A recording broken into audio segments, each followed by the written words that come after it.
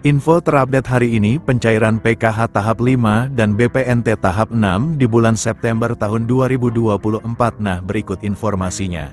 Assalamualaikum warahmatullahi wabarakatuh, apa kabar semuanya, semoga selalu sehat, dilancarkan rezekinya, dimudahkan segala urusannya, amin. Nah, di video kali ini saya akan berbagi informasi yaitu aturan penting terkait pencairan bantuan PKH tahap 5 dan BPNT tahap 6 alokasi September-Oktober tahun 2024. Nah, lalu kira-kira ada aturan terbaru seperti apa ya? Maka dari itu simak terus videonya sampai selesai agar supaya tidak menimbulkan gagal paham dalam menyerap informasinya. Namun sebelum itu jangan lupa dukungannya untuk channel ini, TV-ku ini dengan cara subscribe dan like jika dirasa bermanfaat dan agar tidak ketinggalan informasi terbaru selanjutnya. Bagi yang subscribe semoga selalu sehat, dilancarkan rezekinya, dimudahkan segala urusannya, dan menjadi orang sukses di masa depan, amin. Nah, oke, langsung saja berikut ini terkait peraturan terbaru pencairan bantuan PKH tahap 5 tahun 2024. Nah, perlu diketahui bahwasanya pencairan bantuan PKH di tahun 2024 itu masih sama ya, pencairannya melalui kartu KKS dan nominalnya pun bisa berbeda-beda ya, tergantung komponen yang dimiliki. Nah, selain itu juga sudah ada peraturan yang sudah ditetapkan dalam hal pencairan PKH di tahun 2024. Jadi untuk bantuan PKH itu adalah bantuan bersyarat. Jadi harus memiliki komponen PKH seperti anak balita, kemudian anak sekolah SD, anak sekolah SMP, anak sekolah SMA. Kemudian penyandang disabilitas berat dan juga komponen PKH lansia, serta komponen ibu hamil.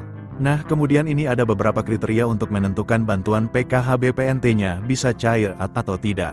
Nah, jadi yang pertama peraturannya itu para KPM harus terdaftar di dalam DTKS, jadi mulai dari anak balita SD, ibu hamil, kemudian anak SMP, anak SMA, penyandang disabilitas dan lansia tersebut harus masuk di dalam DTKS dan aktif sebagai penerima bantuan PKH. Kemudian yang kedua, di dalam keluarga maksimal, hanya 4 komponen saja yang bisa masuk ke dalam bantuan PKH.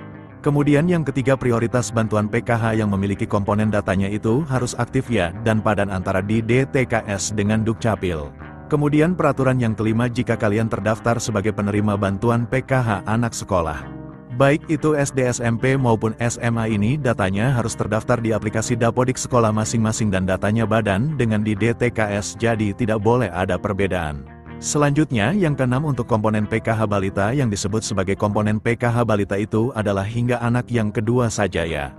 Apabila ada balita ketiga ataupun balita keempat dan seterusnya, maka sudah tidak dapat dibilang penerima bantuan PKH lagi ya, karena dibatasi sampai balita kedua saja. Selanjutnya peraturan ke-8 untuk komponen disabilitas, jadi maksimalnya itu ada 4 orang ya yang bisa menerima bantuan PKH. Kemudian selanjutnya untuk komponen lansia, peraturannya adalah yang dibilang komponen PKH lansia sama seperti penyandang disabilitas, yaitu maksimal 4 orang saja.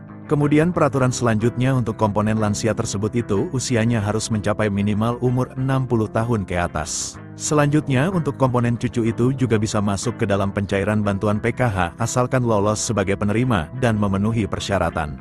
Kemudian peraturan selanjutnya untuk komponen ibu hamil, jadi yang dianggap atau dibilang komponen PKH ibu hamil adalah hanya sampai kehamilan yang kedua saja ya, jadi apabila memilih yang ketiga kalinya atau keempat kalinya itu sudah tidak bisa dapat bantuan PKH. Kemudian juga memiliki anak yang normal, yang bersekolah di jenjang SD, sedangkan untuk yang nominal penyandang disabilitas dan anak sekolah SD itu nominalnya berbeda-beda, lebih besar penyandang disabilitas SD.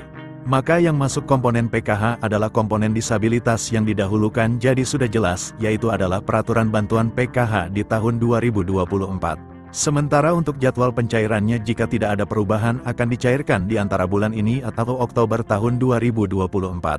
Nah, berikut ini KPM yang sudah cair KKS-nya, berikut saldonya cair segini 400.000 daerah Banyumas, Bank Mandiri yes cair-cair, semoga yang lain menyusul cair, amin.